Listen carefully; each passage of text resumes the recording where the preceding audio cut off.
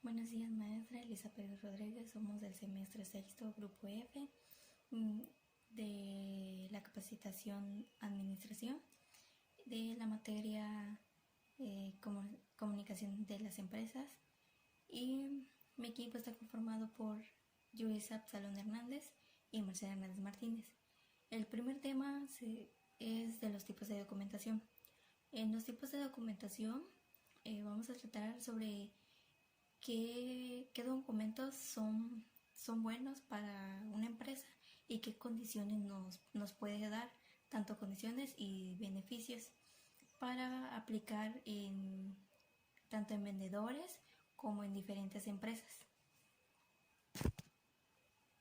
El primer tipo de documento es la carta comercial. La carta comercial se utiliza en empresas al realizar transacciones comerciales. Está estructurada con membrete, lugar y fecha, nombre del destinatario, saludos o encabezado, el asunto, el cuerpo del mensaje, la despedida y la firma. Número 2. El oficio. El oficio tiene como finalidad la comunicación de disposiciones, órdenes, informes, consultas y por otro lado para llevar a cabo gestiones vinculadas con acuerdos e invitaciones. Está estructurada con membrete, fecha y lugar, código, destinatario, asunto, texto, antefirma, la firma, la posfirma y el texto. La firma y el sello con copia y pie de página. Número 3. El informe. El informe contiene datos presentes o pasados ya comprobados. El informe es un documento escrito en prosa informativa, científica, técnica o comercial, con el propósito de comunicar información de nivel más alto en una organización. Su estructura es la introducción, el cuerpo, la conclusión y la bibliografía. El siguiente tipo de documentación es las circulares. Esa se utiliza para comunicar cualquier noticia, información o evento actual que puede resultar de interés para la empresa, departamentos, empleos, etc. Este documento informativo tendrá que redactar en un lenguaje sencillo sin utilizar términos que impidan o dificulten la comprensión. Está estructurada en la enumeración. Se escribe la palabra singular con mayúsculas seguida del número que le corresponde, con la fecha, el destinatario, el asunto, el cuerpo texto, la despedida, la firma, el cargo y las iniciales. Siguiente documento. Memorándums. El memorándums es un informe donde se expone algo que debe ser tenido en cuenta por un determinado asunto o acción. Su estructura es el nombre del remitente, el nombre al quien va dirigido, el asunto, el escrito redactado brevemente y la firma. El siguiente documento es la minuta. La minuta es un documento preliminar a otro que será el oficial. Se refiere al pequeño extracto o resumen a una junta o alguna reunión donde hayan más participantes de entre 2 o más personas. Su estructura es lugar de la junta, asistentes, temas retratados, acuerdos logrados, fecha de fecha próxima de la reunión de asistentes. El siguiente documento es el aviso. El aviso intenta advertir o comunicar una novedad, ya sea por vía oral o escrita. En este segundo caso puede manifestarse en cualquier forma de cartel o señal. La estructura es que puede tratarse de una señal, un consejo o un llamado de atención. El siguiente documento es de actas constitutivas. Esto se lleva a cabo cuando se crea una empresa o cuando se necesita cambiar la estructura de la empresa. Su estructura es los nombres, la nacionalidad y domicilio de las personas físicas, las actividades principales de las empresas, el nombre de la empresa, la duración de la sociedad, el importe del capital social, el domicilio social de la sociedad, el nombramiento de administradores, los casos en que la sociedad se disolverá antes del tiempo estipulado, las bases para practicar la liquidación. El siguiente documento es la factura. Es un documento comercial que registra la información de una venta o una prestación de un servicio. Está estructurado por datos, el nombre de la factura, fecha de la factura, los datos de la persona o empresa a la que va dirigida la factura, el concepto de la factura, el importe de la operación, la detención del IRPF, el importe del IVA, la cantidad total a recibir y la forma de pago. El siguiente documento es el cheque. El cheque es un documento firmado por el propietario de una cuenta en un banco que habilita al que recibe a disponer de cantidad determinada de dinero. Su estructura es nombre del liberador o titular, nombre del beneficiario, dimensiones aproximados, la firma del liberador, nombre del banco y dirección del banco, la fecha, el monte de pago, el monte de pago con letra y el de con números de seguridad. El siguiente documento es el pagaré. Este documento es como una promesa y no un medio de pago. Esto significa que las personas siempre deben cumplirse, pero no siempre acaba siendo así. Por ello, el pagaré posee algunos riesgos que puedes encontrar a la hora de cobrarlo. Su estructura es la fecha y lugar de emisión, fecha de vencimiento, nombre del emisor y del beneficiario, la firma del emisor del pagaré y la promesa de pago. Y como por último documento es las notas de remisión. Este documento es un documento mercantil que se utiliza para acreditar que el receptor de un envío ha recibido el pedido que esperaba. Este documento es imprescindible en cualquier transacción de compraventa en la que se certifica que el producto ha llegado al cliente de un lugar y una fecha determinada. Su estructura es que las notas de remisión permiten a las compañías asegurarse de que sus productos han llegado a los destinatarios pertinentes. En conclusión, hemos en este tema hemos recolectado conocimientos comerciales básicos que podemos encontrar en la vida. Gracias a este trabajo, gracias a este tema, hemos sabido cómo completar y enterarnos más sobre utilizar documentos. El siguiente tema es el ciclo de vida de un documento. El ciclo de vida de un documento. En ella se compone lo que es la creación. En la creación consiste en la preparación de un borrador con una estructura predeterminada. Estos documentos pasan por diferentes manos con la que tiene que respetar una estructura y unas normas de redacción para que todos los empleados estén involucrados en su consulta o manipulación, que pueden entenderlo. El segundo es la organización y clasificación. Gracias a los metadatos es posible etiquetar documentos. Normalmente se usan para la administración de documentos electrónicos. Los métodos proporcionan un contexto, descripción e información adicional. El tercero es la colaboración y la revisión. Esto es que es una fase que es necesaria para la adaptación de un granito de arena por parte de cada persona que de una u otra forma simultánea o compartir información. El siguiente es la verificación.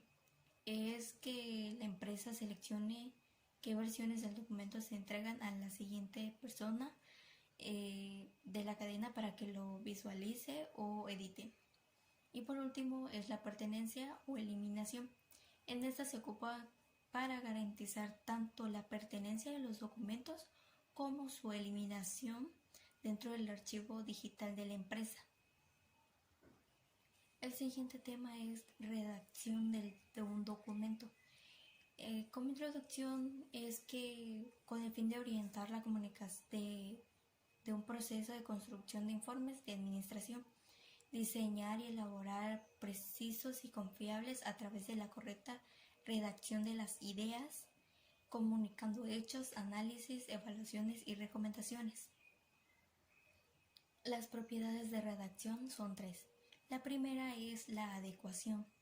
En la adecuación se refiere a la utilización de fórmulas adecuadas al contexto en el que en esta se desenvuelven. Es decir, el texto debe de adecuarse al tema, al destinatario, a la situación que desee comunicar. El segundo es la coherencia. Es la propiedad de los discursos para establecer relaciones de significado entre todas sus unidades para una mejor comprensión. También lo que están sus puntos de coherencia. La coherencia de sus puntos son la coherencia global que caracteriza el texto como un todo. El segundo es la coherencia superficial. Esa es aquella que establece la relación significativa entre los elementos del texto. El tercero es que son los conectores de tiempo, de espacio, ilativos, adversativos, causales y de moda. Y el tercero es lo que es la cohesión. En la cohesión se refiere al hecho de unir palabras de manera adecuada en relación a sus funciones gramaticales y significativos. Para garantizar que existe tal coherencia, tal cohesión, es que el texto debe respetar la concordancia entre género y número, que exista concordancia en el número y persona, en el caso de una relación entre sujeto y verbo, constituir un nombre por el pronombre que le corresponde, usar los enlaces apropiados para conectar las ideas y se respete al orden oracional. En conclusión de este tema es que para llegar a redactar y en trabajo en equipo tomar acciones para acercarnos a ellas es tener conciencia de los pasos necesarios para alcanzarla, lo que sin duda nos ayudará a mejorar un buen trabajo y un trabajo en equipo en nuestra organización.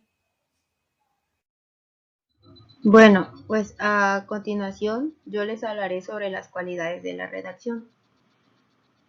Entre las cualidades de la redacción se encuentran lo que es la corrección, la oportunidad, la sencillez, la concisión, la propiedad y la precisión. Bueno, en la corrección se encuentra el término, o sea, redactar respetando las reglas gramaticales de la sintaxis, semántica y ortografía. Esa es una cualidad importante. En la oportunidad te habla sobre que al principio del párrafo se expresa la idea principal. En la sencillez se menciona el estilo sencillo en la redacción del párrafo y evitar el tecnicismo excesivo. En la concisión se menciona brevedad en los párrafos. En la propiedad se menciona tener en cuenta las reglas gramaticales, usar vocablos adecuados con el significado exacto. Y por último, la precisión. Te habla sobre utilizar las palabras sencillas que expresan las ideas de nuestros pensamientos.